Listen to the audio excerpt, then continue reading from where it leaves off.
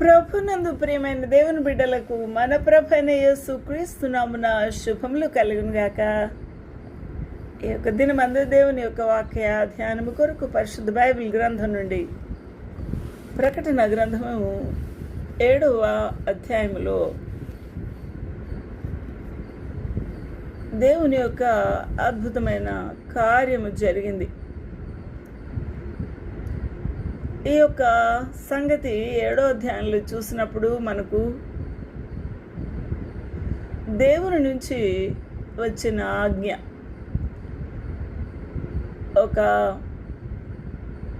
వేరొక దూత వచ్చి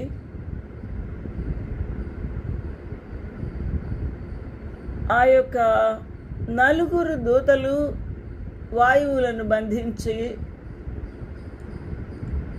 వారిని గాలి ఆడకుండా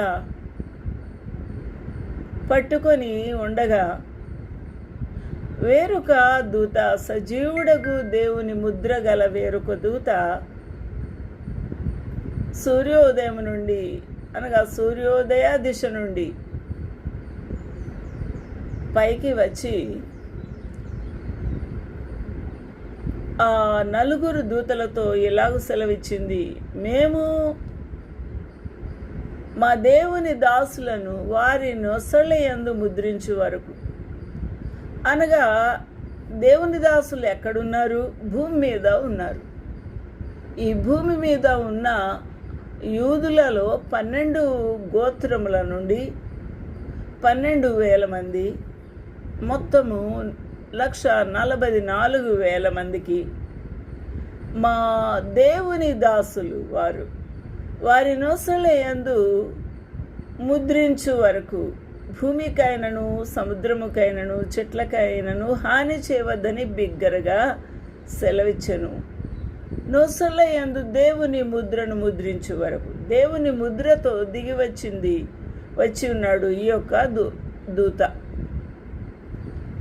అనగా 1,44,000 మంది ఇశ్రాయేలీయుల జనాంగములలో దేవుని యొక్క దాసులను దేవుడు ఎంపిక చేసుకున్నాడు. ఈ సంఘటన భయంకరమైన మహాశ్రమలలో జరుగుతూ ఉన్నది. ఈ యొక్క భయంకరమైన శ్రమలలో ఈ అపవాది తంత్రములతో సర్వలోకమును నాశనము చేయుటకై సిద్ధపడి ఉన్నది.